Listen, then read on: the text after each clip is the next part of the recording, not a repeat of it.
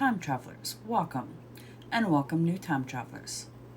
As always, if you're new to this channel and enjoy learning about history, one event at a time, not only from the US, but from around the world, then don't forget to hit that like button, comment, and subscribe. Without further ado, let's get into it. Today we're going to start off with casket letters, which directly implicated Mary, Queen of Scots, in a plot with James Hepburn, 4th Earl of Bothwell, to murder Mary's husband, Henry Stuart, Lord Darnley, were said to have been discovered on this day in 1567.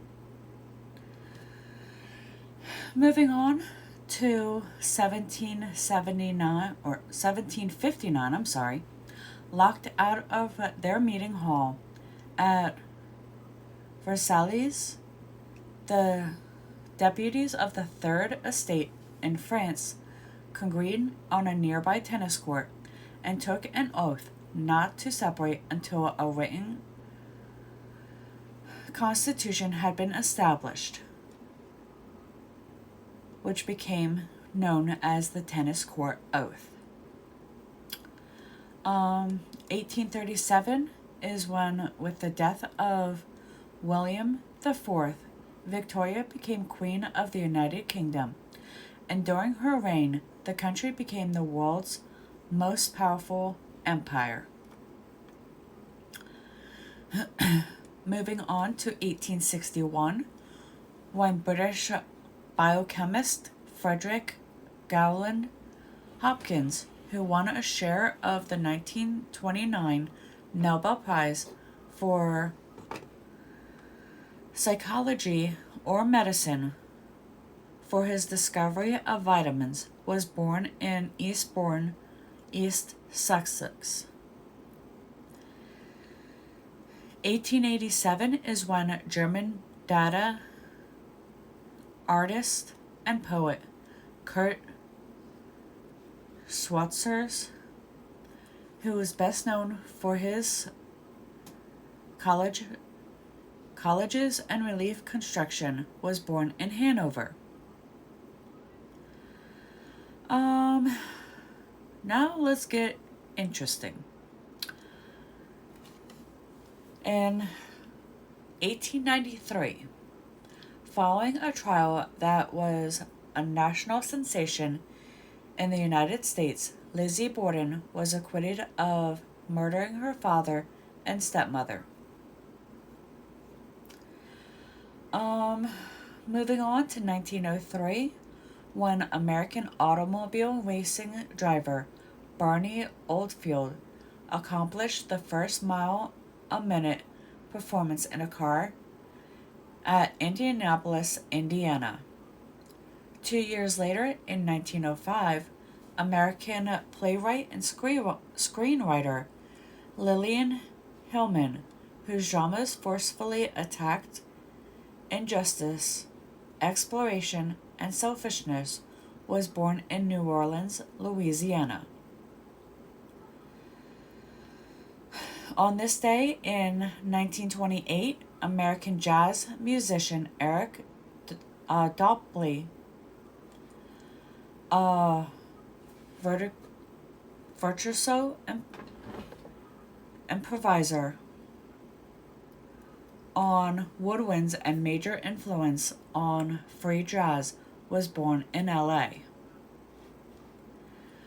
1967 is when Australian actress Nicole Kidman, who was known for her considerable range and versatility, as well as her glamorous looks and cool demeanor, was born in Hawaii.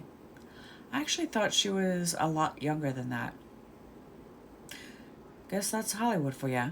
Anyway, 1967 is when International Monetary Fund announced approval for an arrangement allowing the UK to purchase $1 billion in foreign exchange over a 12-month period. Another good movie a little scary at times, but nonetheless a good movie. In 1975, Steven Spielberg's thriller Jaws was released in theaters, and it was a huge success, essentially creating a genre of summer blockbusters. 1992 is when a new constitution went into effect in Paraguay, signaling the end of military rule established in the 1950s by Alfredo Stroessner. 10 years later, and 2 years after the turn of the century, in 2002, in Atkins v. Virginia, the U.S. Supreme Court ruled that the imposition of death penalty cases involving intellectually disabled defendants violated the Eighth Amendment protection against cruel and unusual punishment. 7 years later, in 2009, members of Iran's Bajhi Milita used violent beatings and tear gas in Tehran and other cities against thousands of demonstrators demanding new elections. And finally, 2010 is when Israeli Prime Minister Benjamin Netanyahu announces an easing of Israel's land blockade of Gaza, including plans to expand operation at checkpoints to facilitate the passage of larger amounts of civilian goods, and plans to issue a list of prohibited items to replace the current use list of permitted items. And with that, we return to 2024 and our current history. I'll see you all in the next one.